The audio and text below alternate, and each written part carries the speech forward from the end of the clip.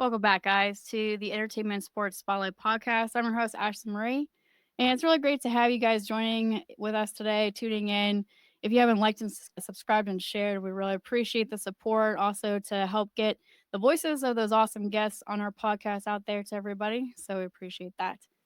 The Super Bowl is quickly approaching, and it's time to talk shop with an NFL pro and agent who can tell us both sides of the equation, especially where it all begins when it comes down to contract negotiations and things to that extent, the NIL space and the collectives there.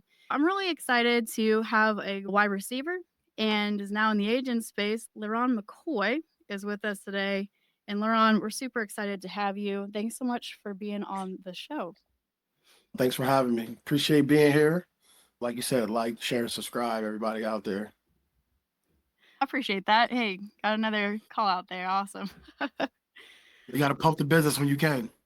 Honestly, you really do. Get that call to action on all pages, not just at the end or the beginning, right? Just always All got the to bring time, it right? up. Yeah, and you understand that from the agent space too. You always got to be on and you always have to make sure that you're networking. I feel like that's just my brain and how it always works. And so I can tell you're that same person. And you guys, especially in the sports side, that's a whole different world. That world is constantly revolving and moving. Tell us a little bit about how you got started in that, where you began from your roots for listeners who are just discovering you and are trying to figure out who is LeRon McCoy. You've got a really cool past and history. Tell us how you got to where you're at now. What got you started? Okay. I think we all have cool little stories about us and track record of how we got to where we're at. For me personally, it just kind of came, I think everything just kind of just came out of nowhere for me. It's just one of those things where things just fall into place at the right time. I became a sports agent first by becoming a player. And so football wasn't even like my favorite thing to do. I never had dreams of going to NFL. That kind of wasn't my thing. I don't even really know what I wanted to do in high school. But if you play the sport and people find you, you just start playing the game. And if you're good, and next thing you know, some of these things kind of gravitated towards me. I went to a Catholic school. Well, actually from the inner city, went to a Catholic school and didn't play until my junior year. And literally got started by doing just outside, joking around with the kids, racing a fast kid on the team, beat that kid. The coach was out there, was like, hey, whoever you are, come get on the team. And so next thing you know, like I'm part of a football team and just trying to figure out how to play and this and that. And I took that and was able to leave high school with a bunch of scholarship offers around the country. Didn't have the academics to do so. Went to a small prep school, a military academy in Virginia, and was there for a year. That kind of shaped a lot of things. Just being down there, figuring out how things work in the military, and realizing like this is not something that I want to do. Yeah, that's a And world then of its own. Nah, it was crazy. We just had I had younger kids kind of marching me around, telling me what to do. But the discipline part, you couldn't really beat that. And I needed it as a young guy.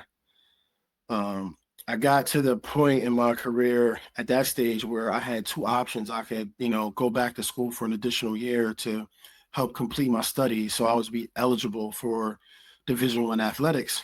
I had a scholarship offer, I think, to my last two places was Pitt and Tennessee.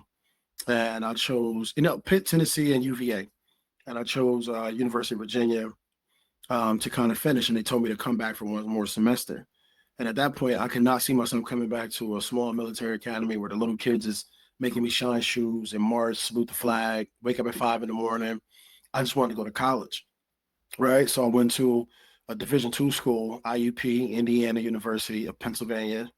It's a little, it's hard to kind of, it's like mouth salad, but we definitely had the opportunity to have a lot more fanfare lately because Coach Signetti is that one with Indiana, the head coach of Indiana Hoosiers, was actually a head coach of IUP.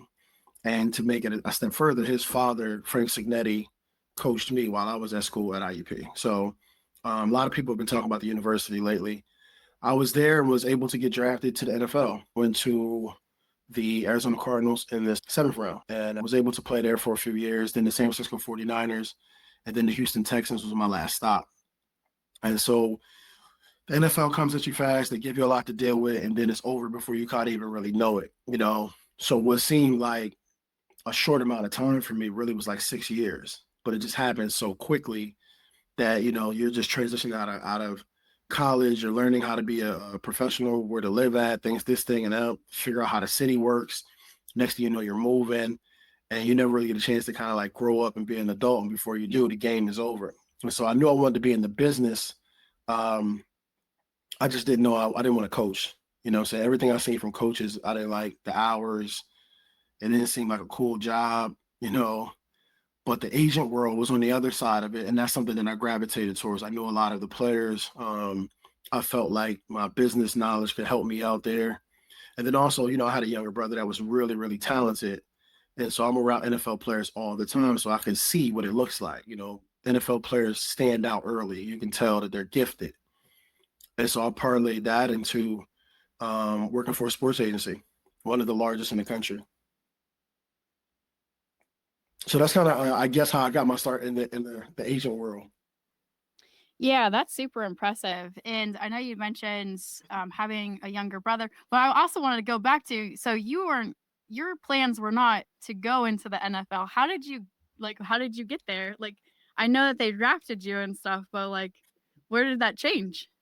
Where the I don't mindset think it really, I change? don't think it changed. I think that Okay. honestly, anybody that went to school with me would tell you. I thought I wanted to be. Honestly, I think I wanted to be a rapper. It's like what I think my Hey, all career. right.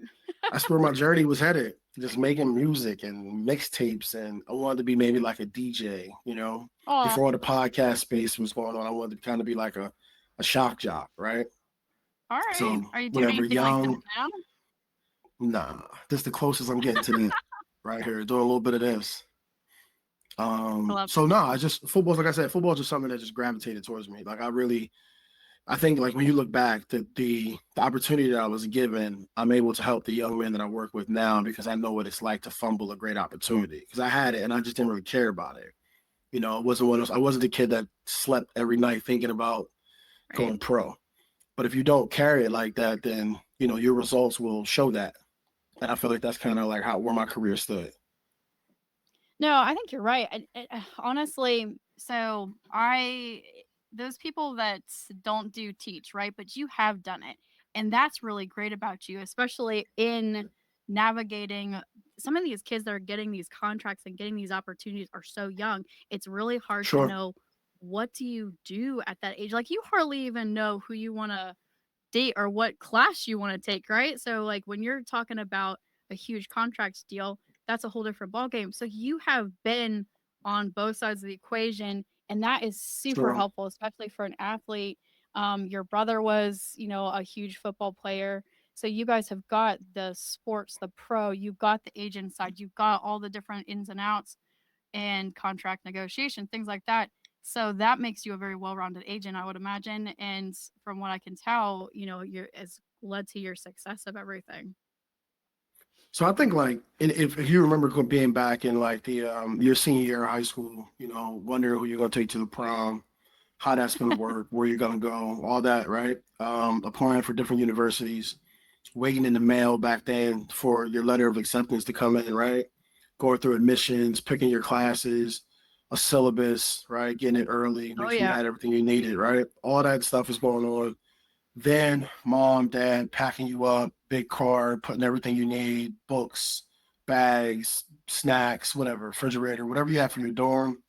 Going to campus, figuring out who your roommate is going to be, for the dorm. Okay, so Big you have all time. that going on, right? You're Mhm. meeting all your new teachers, professors. You're doing all that, figuring out the campus, how to get here to there. You're figuring all that out. Okay, now let's add. Now you have practice every day from these set amount of hours. You have to, log in to make sure that you're getting your weightlifting going, you're watching film or you're practicing. You may have games now if it's in the Yep. season. Meeting athletic director, advisors, all those things you're dealing with, right? So that's a typical what a schedule like of a life of a young man or young lady that is in sports and in college. Now let's add to that. Now we've given you $100,000, $200,000 and say like deal with it. Like you never had a job before. You had a bank account that maybe you might have rotating $30, $50 in there at any given time. Now we're giving you hundreds of thousands of dollars. You actually some people make more money than both of their parents combined, right? You're going to a new Yeah. place. You're dealing with all the regular pressure, and Yep. now added on top of that, you have a lot of money and not knowing how to deal with it. or what you should look into. Quick segue. I have a young man that he just signed a new deal. I won't even mention his name or where he's at. He signed a new deal and he just got there in January. Right. So he got there like January like 10th and he's getting settled and where he's at is kind of cold. And he was like, I think I want a car. And I was like, bro, you sure you want a car? Like, the deal you got is very good. I was like, but what I'm saying? We got to work through some things. He was like, no, I think I want a car. He's like, I can afford a car. He's like, a car might be like 100 grand. I'm like, well, A, we shouldn't just buy a car flat out. B, I was like, you haven't even done the necessary things to talk about your taxes. And he was like, well, how much you think I'm gonna pay in taxes? And I told him, I was like, I'm not a tax professional. You have to ask your financial advisor, which he has one. And then so we started doing some quick math in my head. I'm like, okay, well, if we take out, let's say 20, 25%, he was like, that's how much they take? I'm like, yeah, bro, like this is their money now. And he couldn't believe that. Like he just couldn't believe that they were gonna take that much money. And I was like, yeah, that's part of this. Yeah, it's a So reality. so like I said, but he's 19 years old. So I can't be mad. He's 19. So it just you know what I Yeah. mean? Yeah, no, I mean, how are you supposed to know? Like, you can a lot of people at 25 don't even know stuff like that sometimes, right? Right. Especially if they've lived with their parents, they're just getting out of college. Yeah, there's a ton of struggles and everything when it comes to that space. And as an athlete, like as a student athlete, as they're navigating Sure. the NIL for the first time, what are some of the biggest mistakes that you see that are made? Just a lot of things. I think the first thing is like the way that you're compensated as an athlete is you will receive every dollar. You are not an employee of the school. You're a 1099 separate party. So if you're going to make $300,000 that year, you are going to get every dime of it. They have taken no money out for taxes. That is up to you to do. So I think that's kind of the first thing is to understand like, how much money you should be setting aside every time you get paid. Um, that would be the first thing. I think other mistakes that are made, I think just, trying to, and this happens in the NFL as well, like, the locker room is a culture, right? And, some cultures in certain locker rooms are better than others. But when you get in there, the first thing that we all want to do as people is you want to immediately immerse yourself, fit in. You might not want to just go along with what everyone else is doing, but you do want to not make a riff, right? And one of the things that guys like to do is they like to do what everyone else is doing. So these particular players have cars and houses. This place, I'm going to live over there. I'm going to drive that car.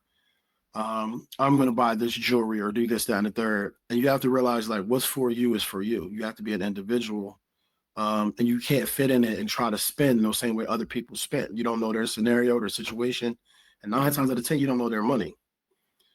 So you get a young guy that's 19, he wants to, but he's in the defensive back room and he's got seniors and juniors that have been collecting money for years and they have cars. Some may be like a car deal they have. They have jewelry. Some may be a jewelry deal that they didn't pay for. You don't know. But you just start Right, exactly. spending to kind of fit in so that, you're looked as one of the guys. And next thing you're spending a lot of money, more money than you should be. That's actually really true. I remember I've talked to so many different athletes, and that was one of their first things that they always would say. They're like, listen, when you first get in, it's very tempting to spend because you're getting a ton of money. Right. Or, going from living with parents where most things are free, right? To getting Mhm. all this excess Everything. of money that, yeah, I mean, like everything is just extra, right? Mhm. So you really have to be careful. There's a huge temptation for everybody. Everybody got into that scenario, and you see it in the celebrities, see it in the film industry, any type of industry, right? If you hit it big, you have that expenses that you want. You don't really, maybe you don't have a ton of expenses. Maybe you do. You see money, you want to spend it to get to a certain level of status, whatever that is being pushed on you, or you see, Right. or is the norm.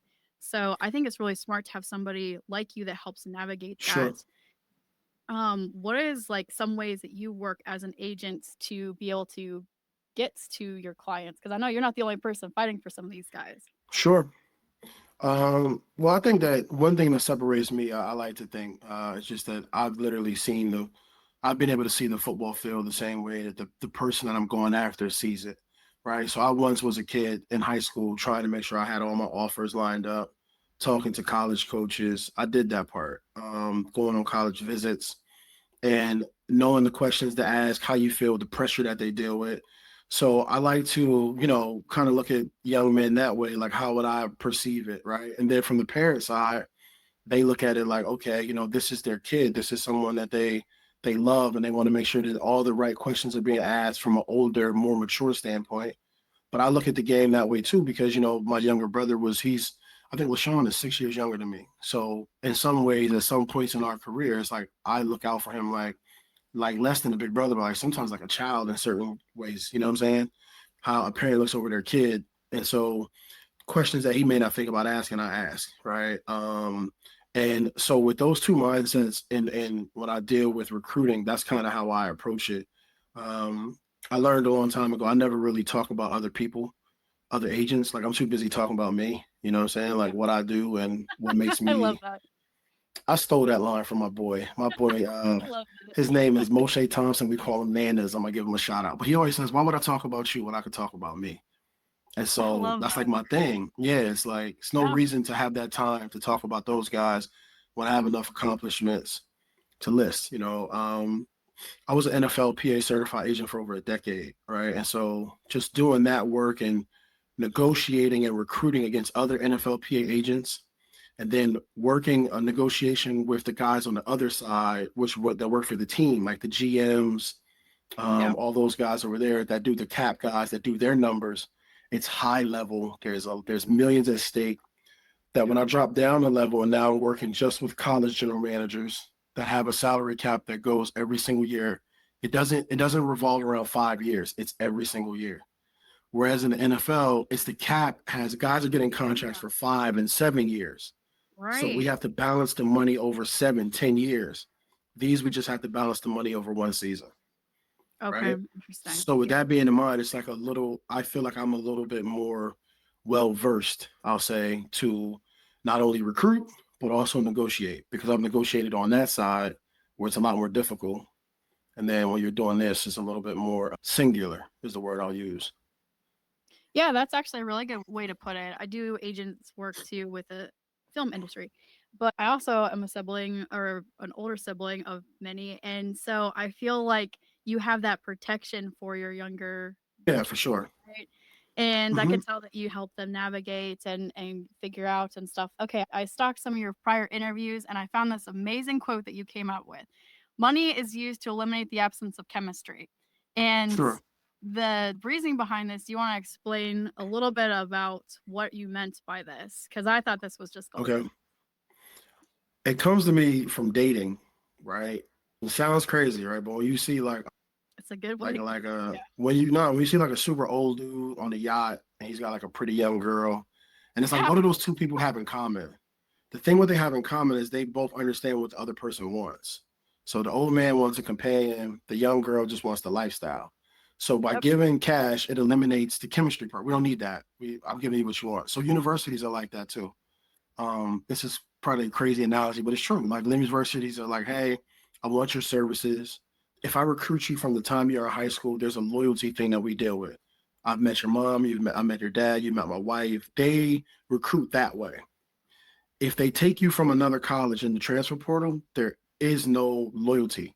I don't know you. You don't know me. You are coming here for a service, and I'm paying you for that service. So therefore, let's eliminate me thinking that your mom is great. You come from a great family. You're such a good kid. And the kid, let me stop acting like you're the best program and it really fits my culture. I want to be paid to play. You want to pay me to play. And that eliminates the absence of chemistry. I think that we have to fight against that. You know what I'm saying? Fight against the need to just take the cash and go to a place because they're paying you.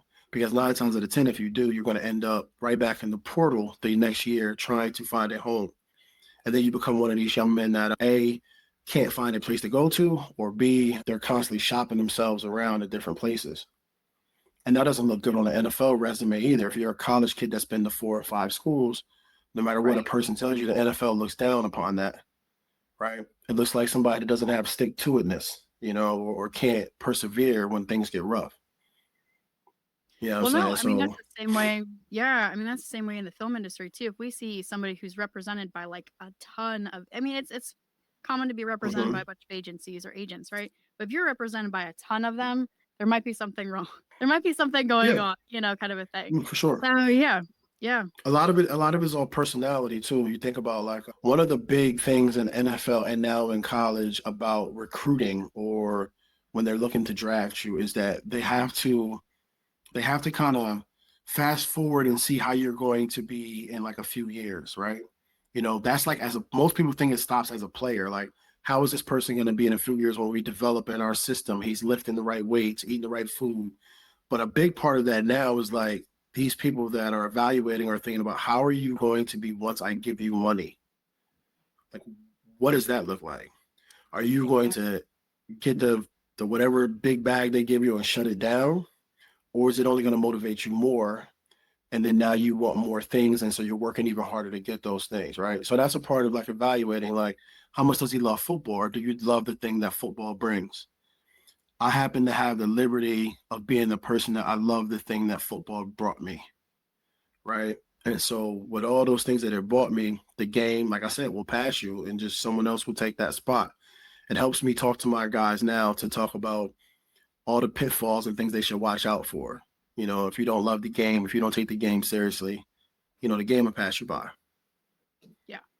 No, that's very true. I love that you answered one of my questions too that I was going to ask you about that. It's like looking at the deeper meaning to a contract, kind of a situation and life Sure. situation as well.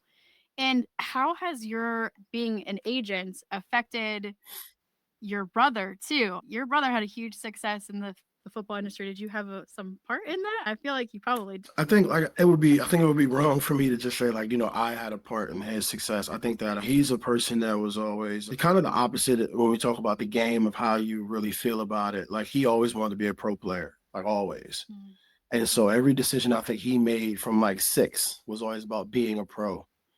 So I don't know, you would always want to take credit, but you can't take credit from a great player. You have to let them have that part.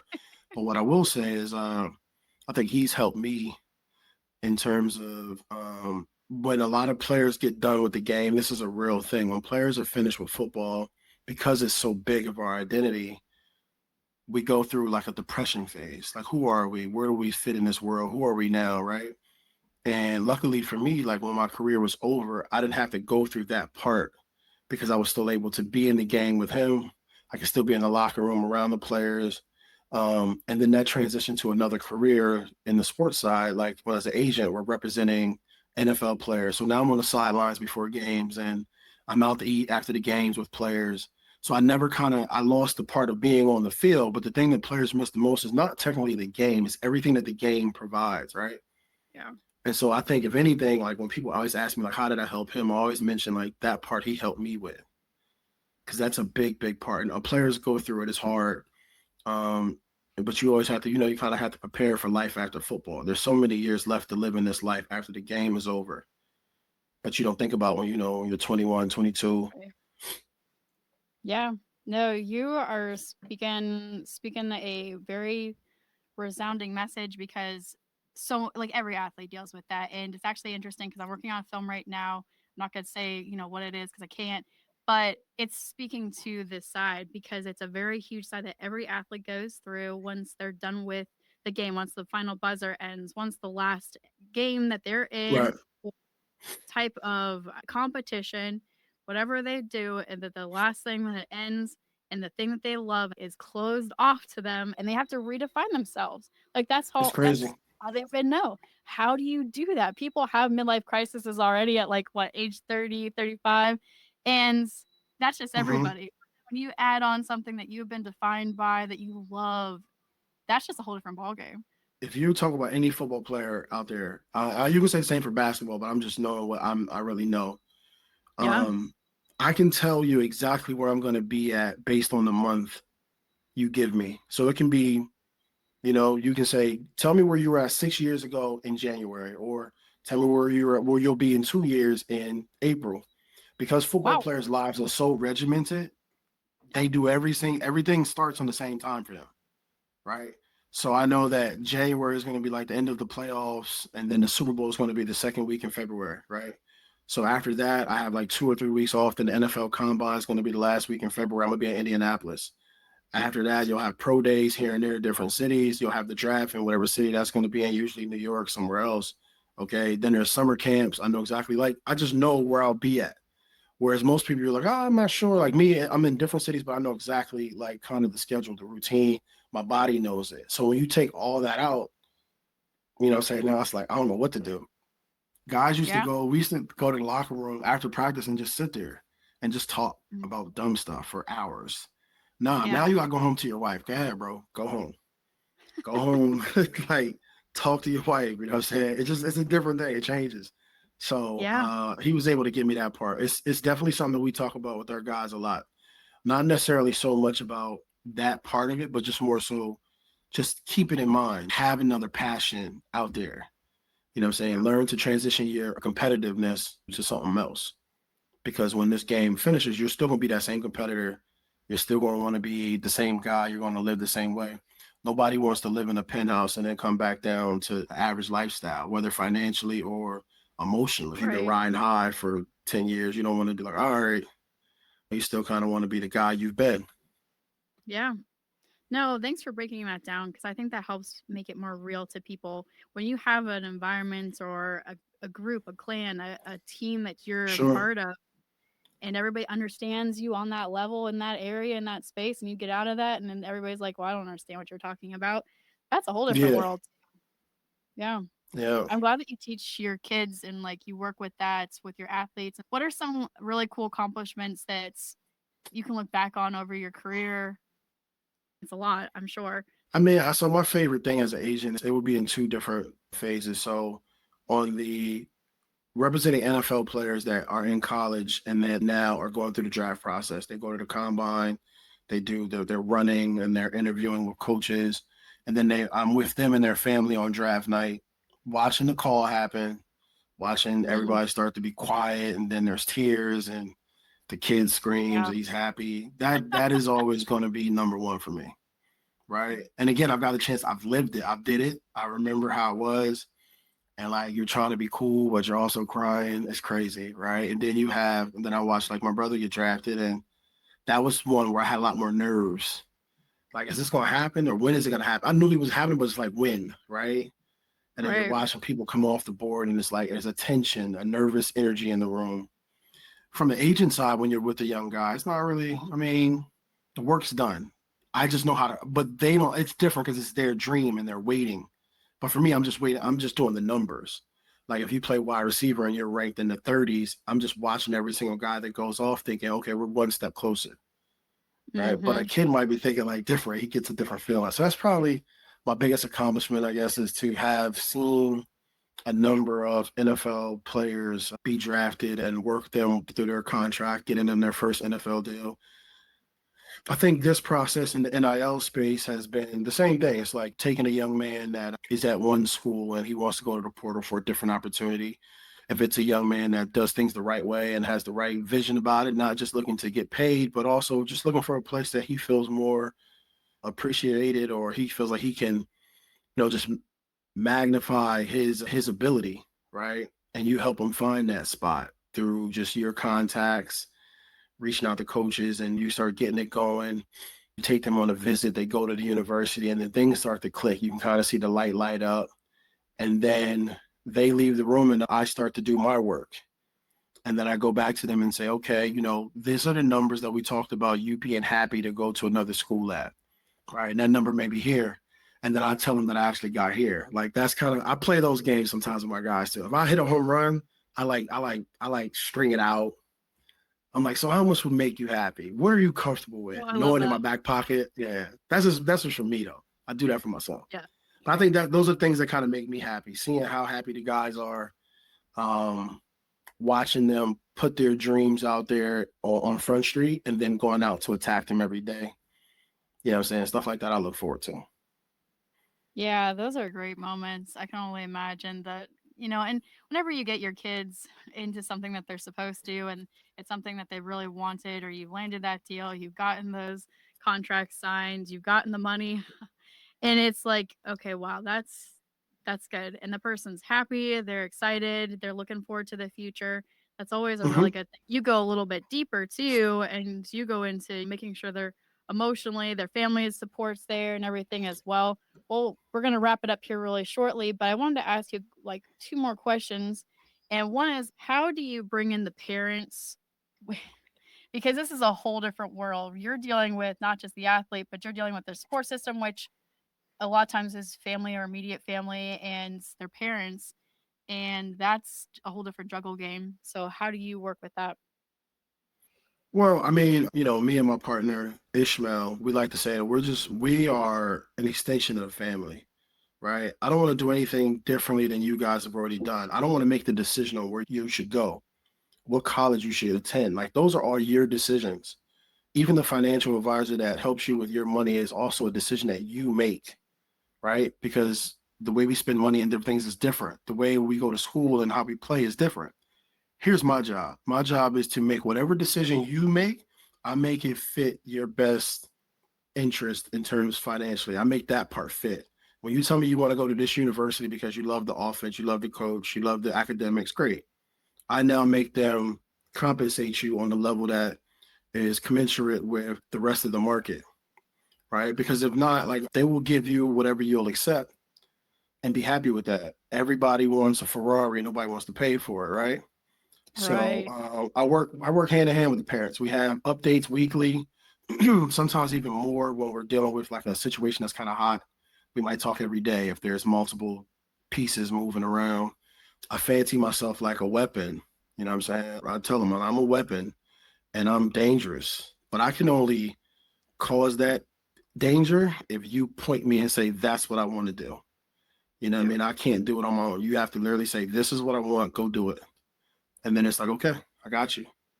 But you definitely have to work hand in hand with the parents. Even as a dad of a son that's 17, right? My son's 17, and so I Wow. think about what men would I want around my young man when I'm not there.